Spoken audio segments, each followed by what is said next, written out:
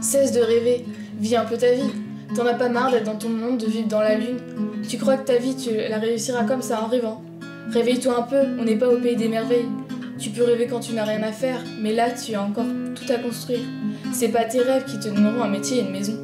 C'est pas à tes rêves puérils que tu dois penser quand on te dit avenir. C'est à ce que tu voudrais faire plus tard, dans la vie réelle. Réelle et non imaginaire. Arrête de t'isoler dans tes pensées, on ne fait rien en rêvant. Les pas s'enchaînent peu à peu, je dévie. De temps en temps, je dévie. Mais je reste dans les temps, j'enchaîne et balaye dans le rythme infernal. Le rythme interminable, le rythme. Moi j'ai un rêve, celui de devenir écrivain. J'avoue que c'est pas le plus intelligent de le crier haut et fort sur tous les toits, alors je ne suis même pas capable d'orthographier un mot correctement.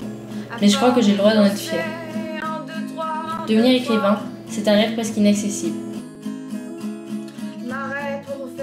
Mais en tant que rêveuse, c'est mon devoir d'y croire. C'est pas parce qu'un rêve ne veut rien dire qu'on doit pas le dire. C'est pas parce qu'un rêve n'a pas de sens, pas d'avenir, qu'on doit l'oublier et abandonner toute chance de lui en donner un.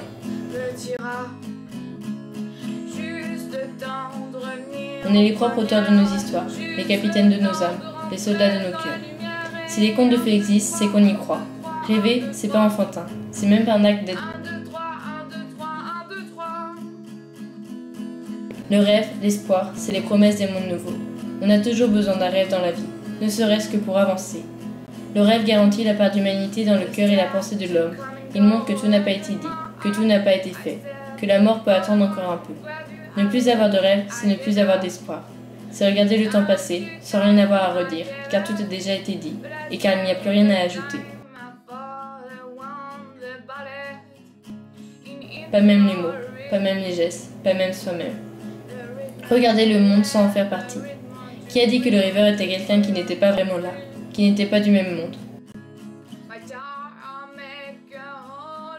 La différence entre l'autre et le rêveur, c'est que le rêveur ne vit pas qu'avec son temps.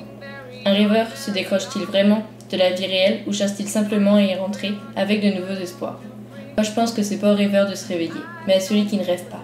Car rêver est la plus belle chose qui existe sur Terre, qui a existé et qui existera.